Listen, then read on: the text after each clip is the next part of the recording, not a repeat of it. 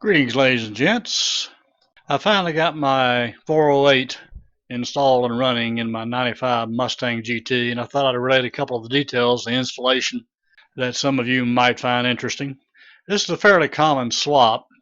I'm going to go through a whole bunch of things that were the good news, the bad news, and the downright ugly news in the process of putting all this together. Before I begin, I'd like to give an extra special shout out to Comp Cams and Mr. Brian Pitcher, one of their technical specialists, who helped us through several of the rough portions of this build.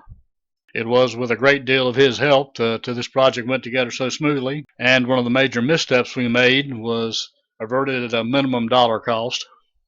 The cam I'm using is a custom cam from Comp Cams.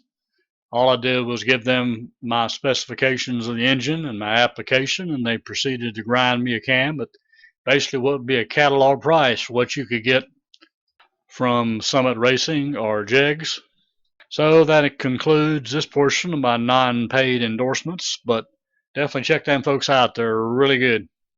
My application is definitely intended to be a street application. Right now I have no intention of taking it to the drag strip. In reality, there's only one left in the immediate area that's a fairly small 1/8 mile strip, so that option really isn't available. So we're talking street performance and not much more. Now we come to my first lesson, and probably what is the worst of the screw-ups in putting this thing together. Didn't cost us that much money, but it sure cost us a lot of time. What you're looking at here is not my engine. It's another engine with a roller stock spider and dog bone setup. Note the height of the lifter bores here. The Ford stock spider and dog bone setup is extremely reliable and extremely cheap. You can put a good quality performance cam in a car for a minimal expense compared to the link bar setup.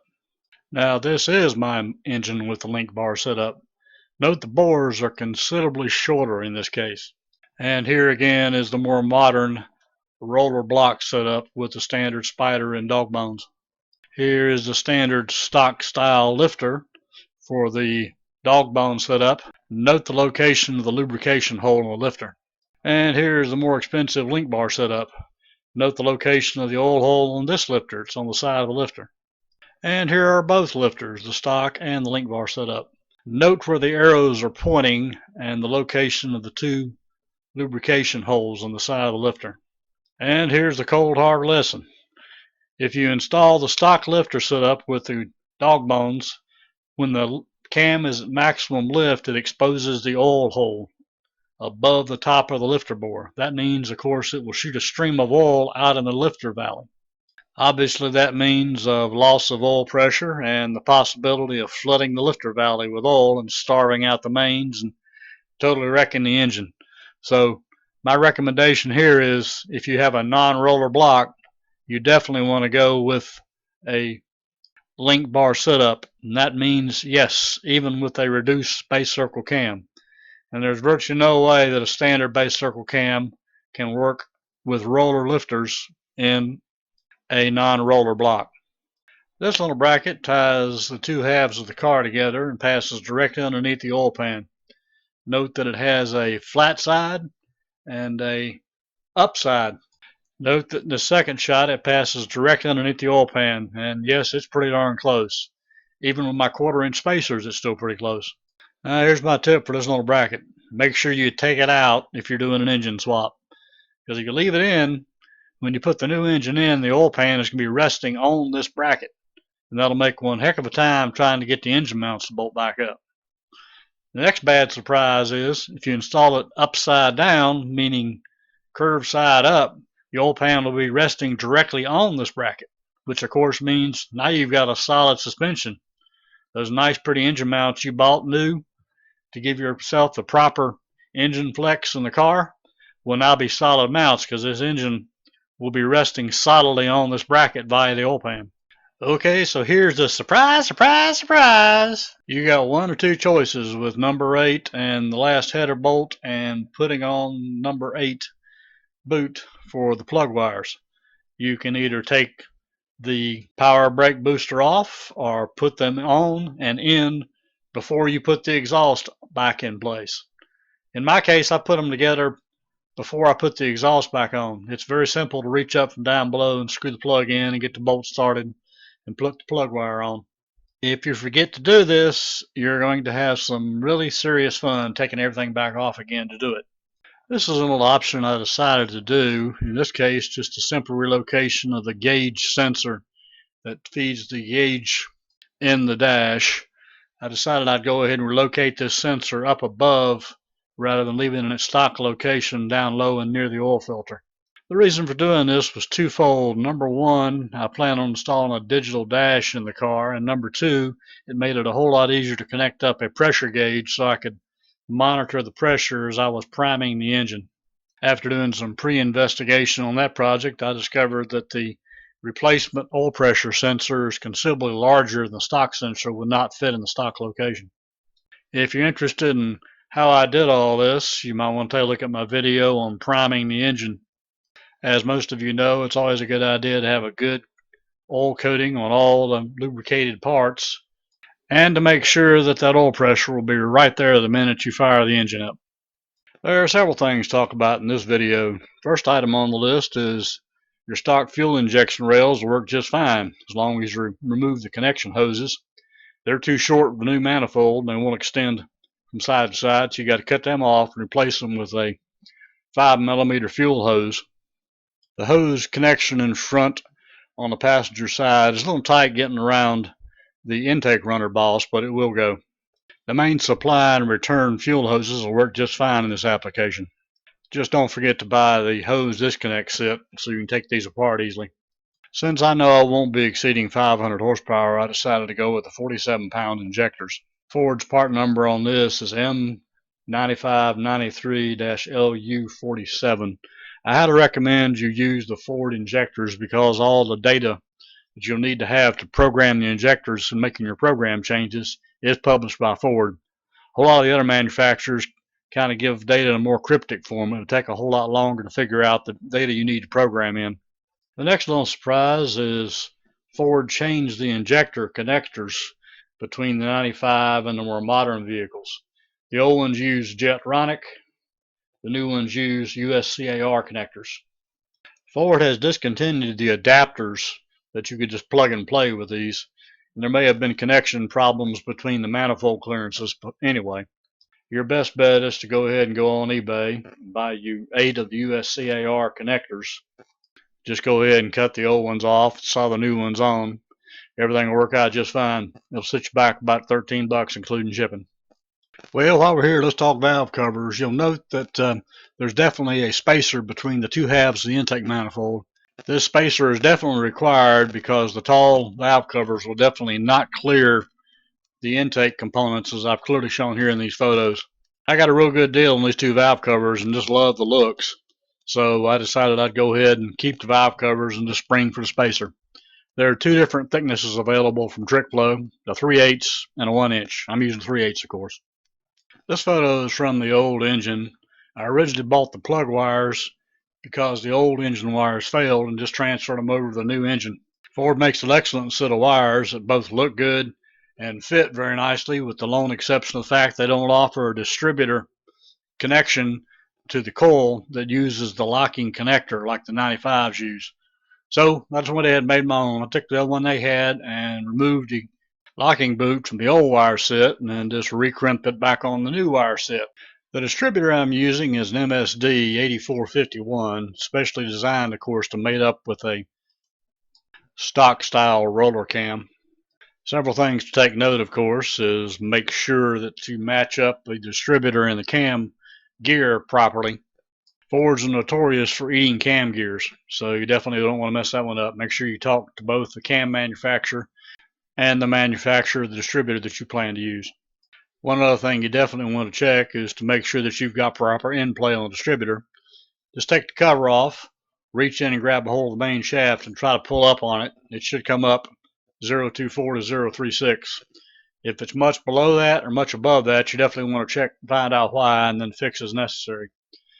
This is one of the big reasons that Fords eat distributor gears is lack of clearance here, meaning that the gear is binding against the block. One of the biggest improvements by far in accessory drives has been the Serpentine belt system. I've heard it said that there never was one available for a 351W. Well, that's definitely not true because Ford made 250 Cobra R's that 351Ws. As long as you're starting with a stock 95 GT, you've got all the brackets you definitely need to make this work. The only thing you need extra is a spacer for the crank. In my application, that turned out to be 1 inch, and of course you need longer bolts. The other two gotchas that you need to know about is you definitely have to take, of course, the brackets off your existing donor engine. And there's one bolt for sure that's right here that you can't get off without pulling the sheave for the power steering. So make sure you add a sheave puller to your list of tools you're going to need to make this swap happen. The other thing you're going to need to be ready to do is do some pretty serious whittling on your battery tray. It's definitely going to need some massaging to make the belt clear. And when you get through, you're only going to have about a half-inch clearance between the air conditioning and the battery. So it's in there pretty tight. The next question is, well, how do I find out what length I need?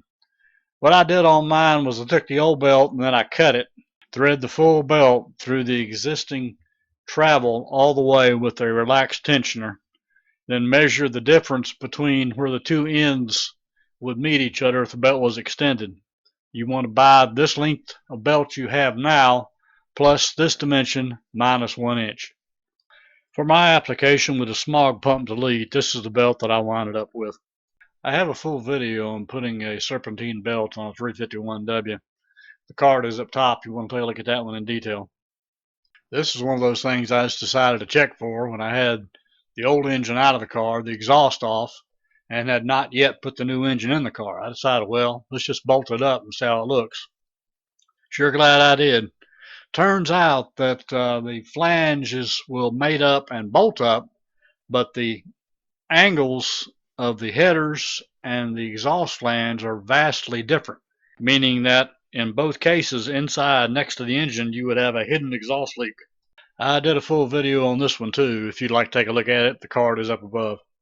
This definitely falls in the category, well, I probably should have known better. If you mess with something that's been just fine for 20 plus years and all of a sudden you start moving it around, it's probably going to give you problems, such as the case with the power steering. At a minimum, buy you a rebuild kit and replace 2 O-rings. The first O-ring is the main housing O-ring that goes all the way around the plastic housing on the inside. The second O-ring is the one that connects up the high pressure hose that pierces through the plastic housing. This one definitely needs to be replaced too. They both will leak if you move the housing at all. Living in coastal SC as I do, I started thinking, well, I probably ought to see what I can do about cooling the air into the charge. Here's what I came up with. It does a pretty good job when the car is moving, a little less so, of course, when you're sitting in traffic. If you're interested, I did a full video on making this one too. The card is shown above. This is one of these you look over after the engine is in place and turn to yourself and say, well, this definitely isn't going to work. Before I moved it, the AC line was actually touching the header. Now it's not touching the header anymore, but it's still way too close. So I've got to come up with a heat shield on this before I get a chance to charge my refrigerant back up and get my cool back. As you might imagine, none of this fits under a stock hood. I elected to go with a hardwood hood bought from Summit Racing. As you can see in these shots, it looks pretty good. Fit is good. I think the hood fit is every bit as good as a stock metal hood. It's well made and doesn't blow around like most fiberglass hoods do. Now, as you might imagine, what you see up top definitely hides some things down below. It definitely took some work to get it to fit this way. And there's an awful lot of work underneath the hood that you probably want to see. I've got a separate video on this too, and the card is up above. You want to take a look at it. Well, I knew right away the Plastic Fantastic was not going to keep this new engine cool, so I went ahead and invested in a new DeWitt's high-performance radiator. Dimensionally, it's identical to the stock radiator with one exception. It's 1 inch thicker on the passenger side. As Murphy's Law would have it, that 1 inch is a very big catch, because then it interferes with the ABS brake unit. Now, I won't bore you with all the details about multiple bracket removals and bleeding brake lines and trying to figure out how much more I had to move it. But let's just say I had to move it at least an inch, and as you can see from all these photos, it's in there very, very tight still. The actual ABS unit bracket was off of there twice, and I had to bleed the brakes twice.